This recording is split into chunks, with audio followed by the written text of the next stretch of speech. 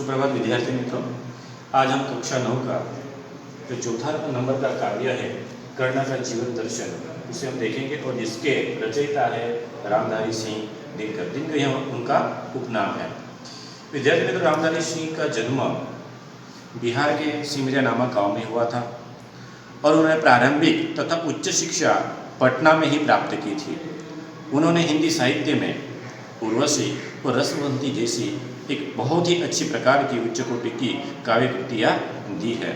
इससे हम पहचान सकते हैं कि रामधारी सिंह बहुत ही अच्छे साहित्यकार हैं। आज हम कर्ण का जीवन दर्शन जो खंड काव्य देखने वाले हैं उसमें कर्ण का पूरा जीवन यहाँ पर देखने को मिलता है। जैसे कि कर्ण और दुर्योधन के बीच में बहुत ही निकट की मित्रता थी और जो श्री कृष्ण जी है वह कर्ण को पांडवों में के पक्ष में लाने के लिए बहुत सारी प्रयत्न करते हैं और उन्हें प्रलोभन भी देते हैं, जैसे कि सत्ता का, पैसों का, यानी बहुत सारे प्रलोभन उसे देते हैं। लेकिन कर्ण अपनी मित्रता के ऊपर सही साबित होते हैं और वह दुर्योधन का साथ देने के बाद कहते हैं मुझे सत्ता और वैभव विलास से कोई भी चीज़ अच्छी नहीं लगती, बस मैं तो अपने मित्र यानी दुर्योधन का ही साथ दूंगा। यानी यहाँ पर कर्ण और श्री कृष्ण जी दोनों के बीच में जो बातें हैं वह कथा वस्तु को यहाँ पर प्रस्तुत किया गया है। तो हम समझेंगे पंक्तियों से। जैसे कि पहले बताया है कि वैभव विलास की चाह नहीं, अपनी कोई परवाह नहीं, बस यही चाहता हूँ केवल दान की देव सरिता, निर्मल करतल से झरती रहे सदा, निर्धन को भरती रहे सदा। यानी पहले बताया कि वैभव यानी वैभव, सुख संपत्ति, विलास यानी सुख संपत्ति, इसकी मुझे चाह यानी इच्छा नहीं है और अपनी कोई परवाह यानी मुझे मेरी भी कोई फिक्र नहीं है, बस यही चाहता हूँ। बस कर्ण जी कहते हैं कि मैं तो यही चाहता हूँ कि दान की देव सरिता निर्मल, जो दान स्वरूपी निर्मल सरिता यानी नदी है, वह करतल यानी हथेली, हाथ की जो हथेली है उस हथेली से हमेशा दान स्वरूपी निर्मल सरिता यानी नदी बहती रहे और निर्धन को भरती रहे। जो निर्धन है बस उसका ही कल्याण हो, बस मैं ही चाहता हूँ। मुझे वैभव विलास की चाह नहीं है, इच्छा नहीं है, मैं तो बस यही चाहता हूँ कि मेरे हाथों से धन की वर्षा और सरिता बहती रहे और जो निर्धन है उस निर्धन को भरती रहे। आगे कहते हैं, तुच्छ है राज्य क्या है केशव, पाता क्या नर कर प्राप्त विभव।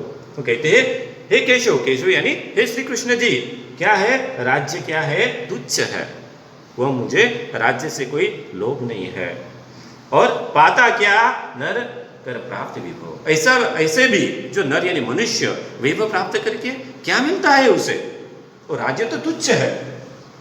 उसमें क्या कहते हैं, चिंता प्रबुद्ध, जो चिंता है राज्य प्राप्त करने से चिंताएं बढ़ जाती है, प्रबुद्ध यानी ज्यादा हो जाती है, अत्यल्प हास यानी जो खुशियां है वो कम हो जाती है, कुछ चाकचिक्य, कुछ क्षण विलास यानी कुछ दिन का चाकचिक्य, यानी यहाँ पर देख सकते हैं कि चमक, कुछ दिन की चमक होती है बस, और बाद में क्या होती है वह चमक भी क्या है थोड़े दिनों के लिए होती है। यानी जो धन या राज्य प्राप्त करके थोड़े दिन के लिए खुशियां मिलती है, लेकिन बाद में तो दुखी होना पड़ता है, पर वह भी यही गंवाना है। ऐसे भी जो राज्य है उसे प्राप्त करेंगे उसे भी तो हमें यही गंवाना है, जो वैभव है उसे प्राप्त करना है वह भी यहाँ गंवाना है, कुछ साथ नहीं ले जाना है। ऐसे भी हमारे साथ कुछ नहीं ले जाने वाले, जो भी हमारे पास में आएगा वह हमें यहीं पर गंवाना है। मुझसे जो मनुष्य होते हैं कंचन का भार न ढोते हैं, यानी कर्ण जी कहते हैं मुझसे यानी मुझे जैसे जो मनुष्य होते हैं वह कंचन यानी सोने का भार न ढोते हैं, वहाँ सोने को उठाकर नहीं चलते हैं, यानी मेरे जैसे मनुष्य सोने से ललचाते नहीं हैं। पाते हैं धन बिखराने को, यानी मुझे जैसे जो मनुष्य होते हैं वह धन बिखराने को यानी दूसरे को देने के लिए, लुटाने के लिए होते हैं। लाते हैं रत्न लुटाने को, जो रत्न यानी रत्न यानी जो भी धन है वो दूसरे को बांटना है, जो भी रत्न है वो दूसरे के लिए देना है, मुझे तो इससे कोई भी लालच नहीं है। जग से न कभी कुछ लेते हैं, दान ही हृदय का देते हैं। मुझे जैसे जो मनुष्य होते हैं वहाँ कुछ लेते नहीं हैं, बस उनका तो एक ही है, दान की हृदय स्वरूपी सरिता बहती रहे। बस उन्हें तो एक ही बात है कि मेरे हाथों से निर्मल यानी दान की सरिता बहती रही है, जग से हम कुछ नहीं जाते हैं। आगे कहते हैं, प्रासादों के कनखाब शिखर होते कबूतरों के ही घर में। कहते हैं प्रासाद, प्रासाद यानी यहाँ पर हम देख सकते हैं कि राजमहल जिसके अंदर राजा रहते हैं, वो राजमहल की यहाँ पर बात उन्होंने की है। वो कहते हैं कि जो प्रासाद के कनखाब, कनखाब यानी जो चमक दमक वाले शिखर, जो राजमहल होते हैं उसके जो शिखर होते हैं वो स्वर्णिम होते हैं, सोने जैसे होते हैं, उनमें चमक दमक होती है, होते हैं कबूतरों के ही घर। ऐसे भी जो राजमहल है उन राजमहलों के शिखरों के ऊपर तो कौन रहता है? कबूतर रहते हैं। महलों में गरुड़ न होता है, कंचन पर कभी न सोता है। वह कर्ण स्वयं अपने आप को क्या कहते हैं कि मैं गरुड़ हूं, इसलिए गरुड़ कभी भी कहाँ नहीं होता है? महलों में नहीं होता है, कंचन पर कभी नहीं सोता है। जो गरुड़ होता है कंचन यानी सोने के ऊपर कभी भी सोता नहीं है। आगे कहते हैं, बसता है वह पहाड़ों में, शैलों की पटी दरारों में। जो गरुड़ होता है वो तो कहाँ रहता है? पर्वतों में रहता है। और उसका घर कौन सा है? शैल यानी जो पर्वत होते हैं उसकी जो फटी दरारें होती है उसके अंदर वह दरार यानी जो फूट होती है, पहाड़ों की जो फूट होती है उसके अंदर वह रहते हैं। गरुड़ कभी भी महलों के शिखर के ऊपर नहीं रहते हैं, महलों के शिखर के ऊपर तो कबूतर रहते हैं, और जो गरुड़ होते हैं वहाँ पहाड़ों की जो फटी दरारें हैं उसमें रहते हैं, यानी अपने आप को वहाँ गरुड़ समझते हैं।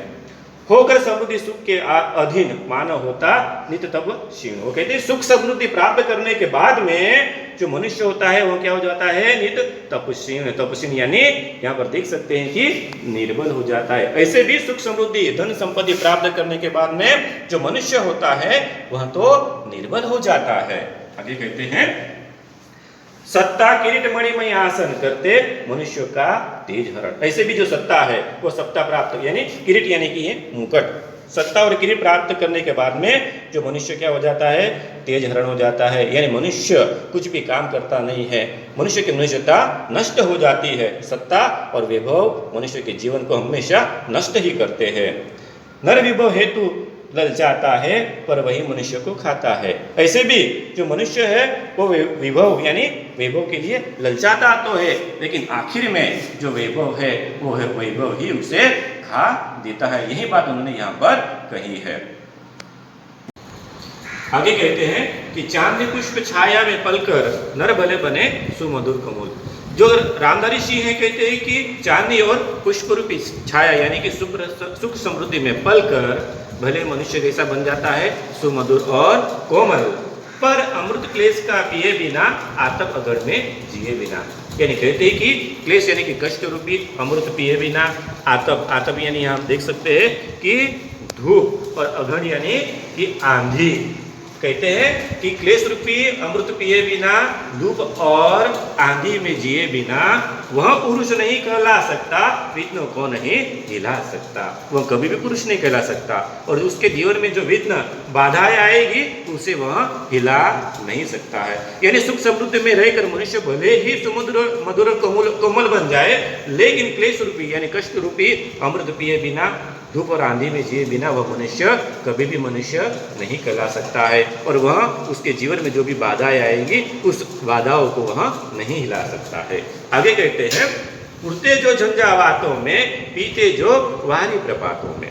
कहते हैं कि उड़ते झंझावात, झंझावात यानी तूफान, यहाँ देख सकते हैं हम, झंझावात यानी कि तूफान, यानी कि जो तूफान में उड़ते हैं। तो कहते हैं पीते वारी, वारी यानी कि पानी, और प्रपात, प्रपात यानी कि झरना। जो तूफान में उड़ते हैं और झरने का पानी पीते हैं, सारा आकाश अयन जिनका। वह जो गरुड़ है उनका आकाश क्या है? अयन यानी घर है। विषगर भुजंग भोजन जिनका, विषगर यानी वैशिल्य, भुजंग यानी सांप, यानी वैशिल्य सांप उनका क्या है? भोजन है। जो झंझावात यानी तूफान में उड़ते हैं, झरने का पानी पीते हैं, आकाश सारा आकाश उनका घर है, और वैशिल्य यानी जो वैशिल्य सांप होते हैं वो भोजन है, वही फणिबन छुड़ाते हैं। वही जो गरुड़ होते हैं वो फणिबन यानी कि नागपाश यानी नाक से लिपटा हुआ उसे वहाँ छुड़ाते हैं, धरती का हृदय जुड़ाते हैं, और वही धरती के साथ अपना हृदय जुड़ाते हैं। आगे कहते हैं कि मैं गरुड़ कृष्ण मैं पक्षीराज सिर पर ना चाहिए मुझे ताज।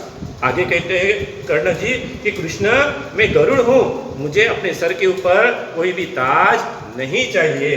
दुर्योधन पर है विपदा घोर, सकता न कर किस विष उसे छोड़। अब इस समय तो जो मेरा मित्र दुर्योधन है उसके ऊपर क्या है, विपदा है, आपत्ति है, इसलिए इस समय में उसे मैं छोड़ नहीं सकता हूँ। आगे कहते हैं रणखेत पाटना है मुझको, वही पास काटना है मुझको। कहते हैं कि रणखेत यानी युद्ध का मैदान, पाटना यानी युद्ध के मैदान में तो मुझे उतरना है, वही पास यानी नागपास, नाग से लिपटा हुआ, उसे काटना है मुझको। यानी इस खंड काव्य में जो कर्ण और कृष्ण जी दोनों के बीच में जो वार्तालाप है वही कथा प्रसंग यहाँ पर प्रस्तुत किया गया है। श्री कृष्ण जी कर्ण को किसी भी हालत में पांडवों में के पक्ष में लाने की कोशिश करते हैं और कर्ण को बहुत सारे प्रलोभन लालच देते हैं, जैसे कि सत्ता, मुकुट, राजपाट और साथ ही साथ सोने। लेकिन जो कर्ण है वह इस सारी बातों को ठुकरा देते हैं। वो कहते हैं कि मेरा मित्र कि जिन्होंने मुझे आज तक इतना साथ दिया है और उसके ऊपर इस समय विपदा है, आपत्ति है, उस समय मैं मेरे मित्र को छोड़ नहीं सकता हूँ, मुझे मेरा मित्र धर्म भी निभाना है। और आखिर में जो कर्ण है वह पांडवों के पक्ष में नहीं जाते हैं। तो बस यही बात इस कथा प्रसंग खंड काव्य के स्वरूप में बताई गई है। धन्यवाद।